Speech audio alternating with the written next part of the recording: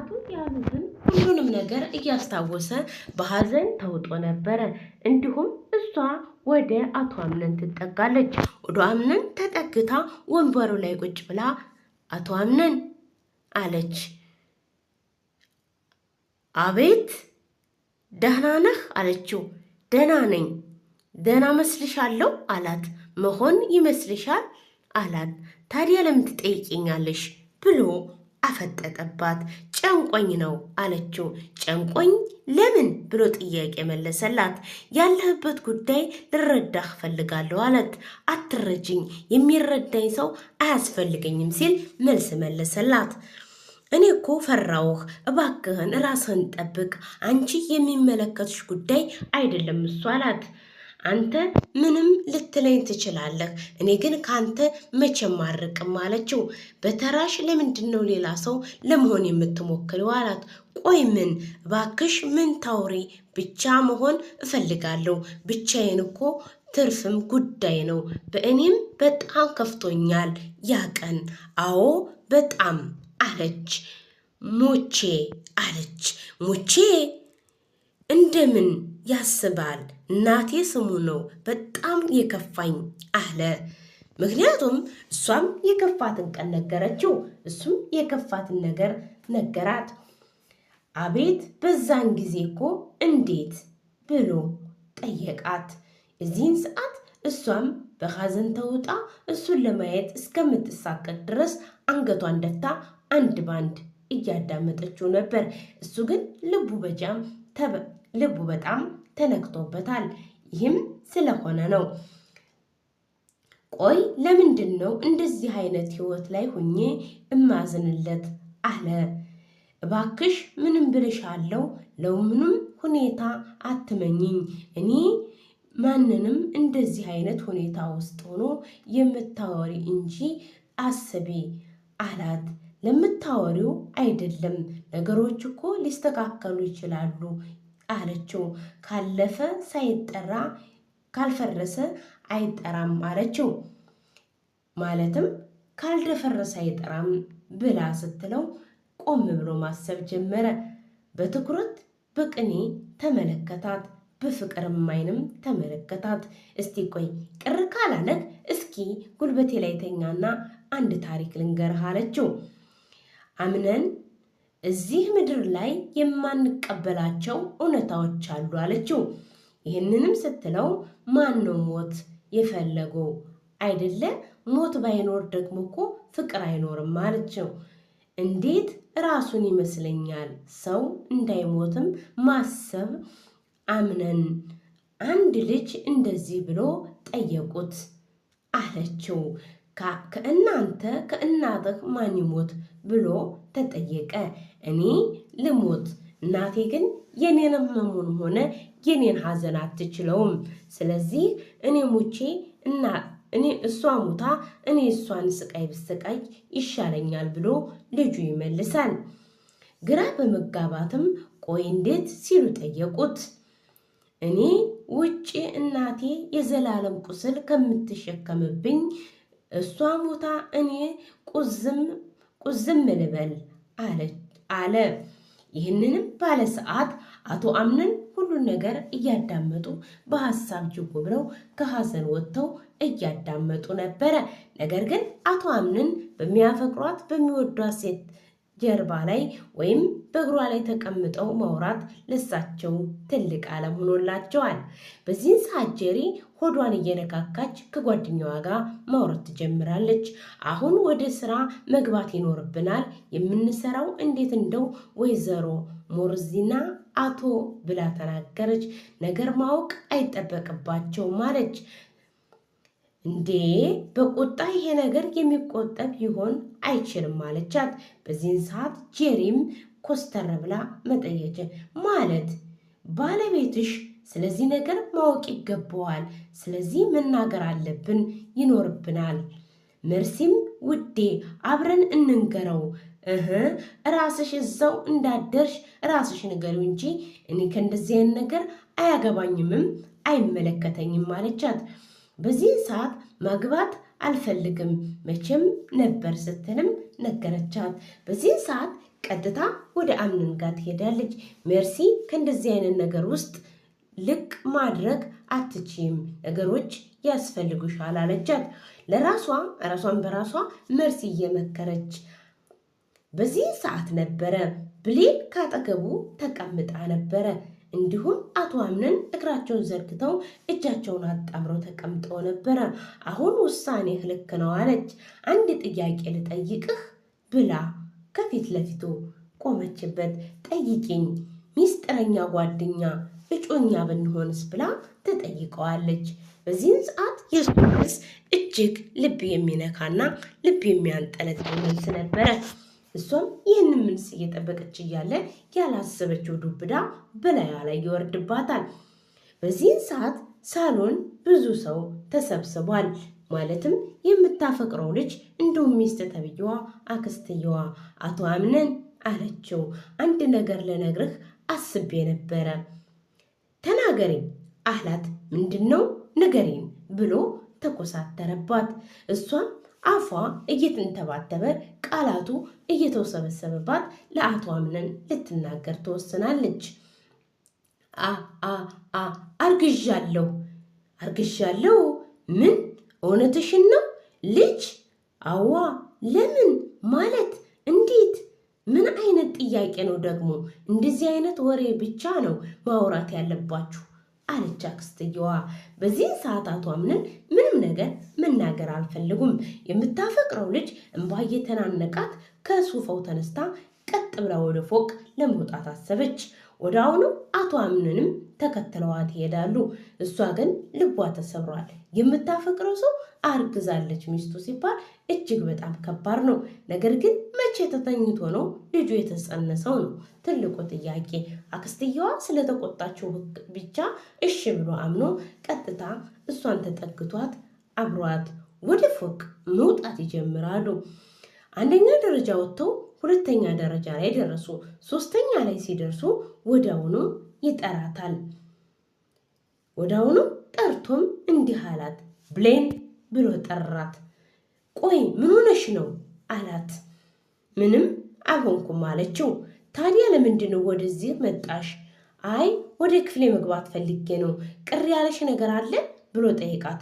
የለም ብላ ተኮሳትራ ቀጥታ ወደ ፎቋ ሄዳ ወደ ማልቀሻዋ ክላስ ትገባለች። የዚህን ጊዜ አቶ አምነን ተመልሰው ወደ ሳሎኑ ይመለሳሉ። እሳቸው ወደዛ ከተመለሱ በኋላ ሀሳባቸው ምን ይሆን? ሳቅም ልቅሶም የተደባለቀበት እያለቀሰች ነው። በጣም ታሳዝናለች። የሚያፈቅሩትን ሰው ማጣት እጅግ በጣም ከባድ ነው። ለምን አምላኬ በዚህ ትፈትነኛለህ?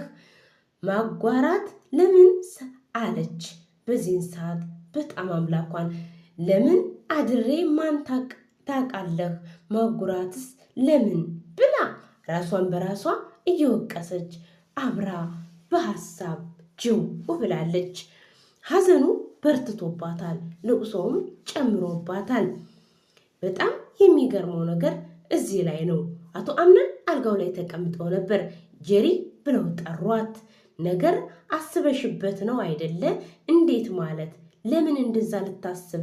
ያኔ ብፈጠር እኮ ነበረ ራሴ እኔ ስስማ ማለቴ ሳየውም ደንግጫለሁ እንጂ አስቤው አይደለም አለችው። ቢሆንም የሚሻለው ቆይቶ ነበር አላት። በዚህን ሰዓት ምን ማድረግ አያስፈልግም፣ እኔ ግን ደስተኛ ነኝ ማለት አልባት ወይዘሮ ሰማዓልትም ሊተካ ይችላል አለች የአቶ አምነን እናት። በዚህ ሰዓት ልጄ እስከ መቼ ድረስም አንቺ ስለ ሰዎች ትኖሪያለሽ አሏት። አይ እናቴ ጌጠዋ መኖርም እስከ መቼ ድረስ ነው አለች። እሷም አይደለም እንጂ በጣም የምትወጂው አንድ ሰው ብለሽም ተዩ እናቴ እንደሰማሽው ነው በቃ አለቻት። ጄሪ ከዚህ በኋላ የልጅ እናት ናት። ስለዚህ በእነሱ ህይወት ገብቼ እነሱን መበጥበጥም ሆነ መረበሽ አልፈልግም። ስለዚህ እነሱም ህይወታቸውን ይሩበት፣ እኔም ከነሱ ገለልላለሁ ስትል ተናገረች። ለእኔ ስሜም መቀየር አለበት አለች። የልጄ አንቺ እንዳልሽ ብቻ ፈጣሪ ያውቃል አሉ ወይዘሮ ዛህራ። ወይዘሮ ዛህራ ልጅቷን በመንከባከብ እጅግ ይታወቃሉ።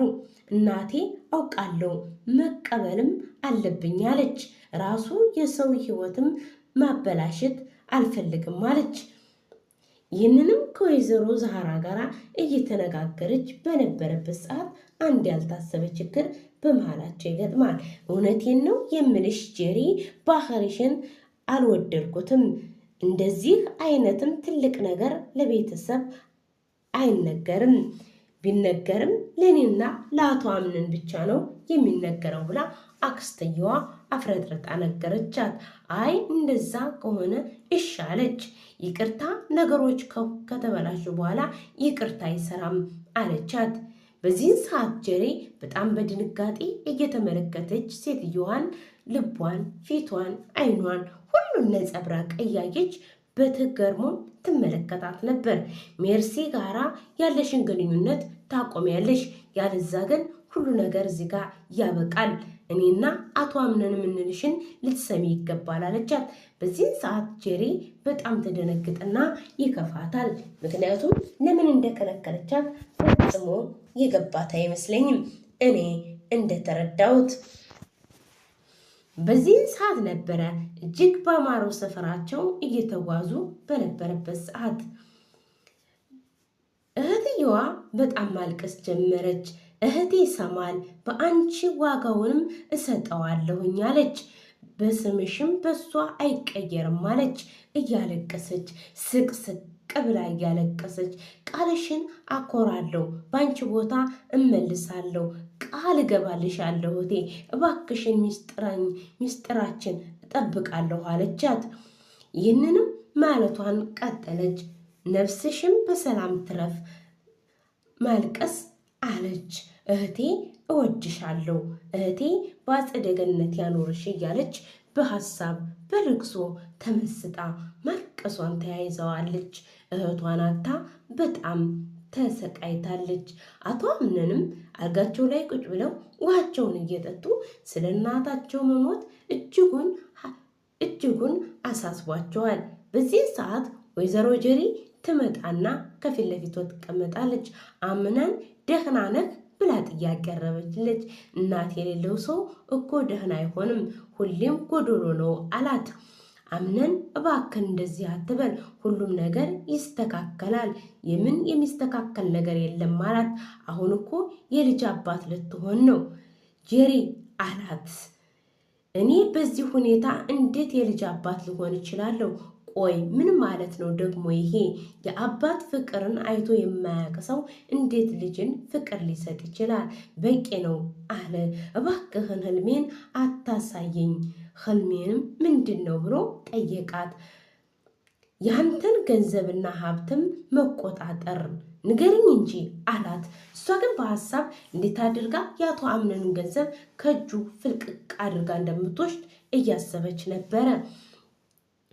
ቢገባሽ እኮ ብሌን አገባሻለሁ። ምን አልክ? እንዴት ብሌን ማለት ብላ በመበሳጨት ተመለከተችው። ትሰራለህ አለችው። ቢሊ ብላ በጣም ተገርማለች። አቶ አምነን ብሌንን እጅግ ያፈቅሯታል። ነገር ግን ያሉበት የእናታቸው ሐዘን ልባቸውን ስለጎዳቸው ነው። ውሃቸውን እያረፉ እየተጎነጩ የእናታቸውንም ሐዘን በውስጣቸው እያዳመጡ ነው። የእናት ፍቅር መች ይረሳና። በዚህን ሰዓት ብሌንም ክላሷ ገብታ ስቅስቅ ብላ እያለቀሰች ወይዘሮ ሜርሲ ትመጣለች። ቆይ አንቺ ምንድነው ችግርሽ? ለምን አታየኝም አለቻት። ደግሞ ምን አደረግኩሽ? ነገር አቃለው መቶ ሊጥልሽ ባሌንም አማክሬ ማስቀረቴ ነው እንደዚህ አለቻት። ጄሪ አለቻት፣ ዝም ብለሽ አትጥመጅኝ፣ እኔ ምን አደረግኩሽ? እስቲ ቆይ ያደረግኩትን ነገር አስረጅኝ አለቻት። ልጅሽም አባትም እኮ ሊሆንልሽ ነው። ስለዚህ ከአንቺ ጋራ የሚያደርሰኝ ነገር አንዳችም ነገር የለም አለቻት። ብሌን እውነት እንጂ ከዚህ በላይ አለች። ካልሆነ ግን ዘንድሮ ተያይዘን እናልቃታለን ስትል ማስጠንቀቂያ ሰጠቻት። በዚህ ሰዓት እሷ ስቅስቅ ብላ እያለቀሰች የፍቅሯን ጣዕም መዓዛውን እያዳመጠች ትገኛለች። በዚህ ሰዓት እባክህን ማልቀሱን ለኋላ ተው፣ አልጠይቅህም የምልህ እህቴ እንዴት ልትሞት ቻለች እንጂ ደግሞ የአእምሮ እና የሁሉ ነገር ህመም ለሞት አይዳረግም ስትል ትመልሳለች። በዚህ ሰዓት እሷም እጅግ በጣም ልቧ ተነክቶ ለአንድ ሰው መልእክት ታደርሳለች። ምክንያቱም የእህቷን አሟሟት አንድ ባንድ እንድታውቅ ትፈልጋለች። የእህቷን ሁሉን ነገር ለመመለስ ሁሉን ነገር ያቅሟን እየጣረችና እያደረገች ትገኛለች። በዚህ ሰዓት ብሌን ወይዘሮ ሳራን ባይሰጣት ምን ይወጣት ነበረ? የወይዘሮ ሳራን ጭኖችን ተደግፋ ማልቀሷን ተያይዘዋለች። እባክሽ ልጄ ማልቀሱን ተይው ቁጭ በይ አለቻት። እኔ ከዚህ በኋላ ምን ህይወት አለኝ? ጭር ልትል ነው፣ ፍቃደኛ አይደለችም። እናማ ተኝቶ ያንቺ ስም ይጠራል አለችኝ። በድንጋጤ መጣች አለች። ስታስቢው የጄሪ ምን ይቀበለዋል አለች። አዋ እናቴ ሆይ ምን ከዚህ ቤተሰብ ምን እየተማርኩ ነው ብላ መናገሯን ቀጠለች። ብሌን በሐሳብም በሐዘንም እያለቀሰች ነው። ምክንያቱም ለብሌን ትልቁ በሽታ የሆነባት የጄሪ ማርገዝ ነው። ጄሪ በሁሉም ቦታ ትመለከታታለች። መርሲ እዚህኛዋ ልጅ ከባድ የሆነ ሚስጥር ይዛባት ትመጣለች። በጣም ከዚህ ቤት ከገባች በኋላ ከባድ ነው ሐሳቧ። ትጠራታለች። ምርጥ የሆነ ስጦታ ይዤልሽ መጣው ብላ አቀረበችላት። እሷም ብድግ ብላ ያቀረበችላትን ስጦታ ለማየት ተነሳች። አለው ደህና ነኝ አለቻት። ይገርምሻል አንድ ስጦታ ነበረኝ ለአንቺ ደግሞ የት አለ የሚባለው አለቻት። በዚህ ሰዓት አቶ እንትን ስገላት አንቃ ስትይዛት የሚያሳይ ቪዲዮ ነበረ። ታስታውሻለሽ? እኔ ግን በደንብ አስታውስሻለሁ በልጅነት አይምሮዬ ስላየውሽ ማለት በረዥሙ ተነፈሰች። ይህንንም አዋ ብላ ምን ለምን መጣሽ ብላ ጥያቄውን አቀረበችላት። አንድ መልእክት ልነግርሽ። ይህ ምን መልእክት ነው? እያንዳንዱ የቪዲዮውን መልእክት ታቀርብላታለች። መርሲ እጅግ በጣም አደገኛ ናት። ሁሉን ነገር በማስረጃ ትይዛለች። ድራማ ክፍል 11 እዚህ ደርሷል። በቀጣይ ፕሮግራም እስከምንገናኝ ድረስ መልካም ቀን ተመኘውላችሁ። የኔ ዩቲዩብ ቻናል ተከታታዮች ሁላችሁንም በጣም ወዳችኋለሁ። መልካም ጊዜ ይሆንላችሁ። በያላችሁበት ሰላም፣ ጤና፣ ፍቅር፣ አንድነት ይሆንላችሁ። ሀገራችን ኢትዮጵያን ሰላም ያደርግልን። እወዳችኋለሁ። ባይ ባይ።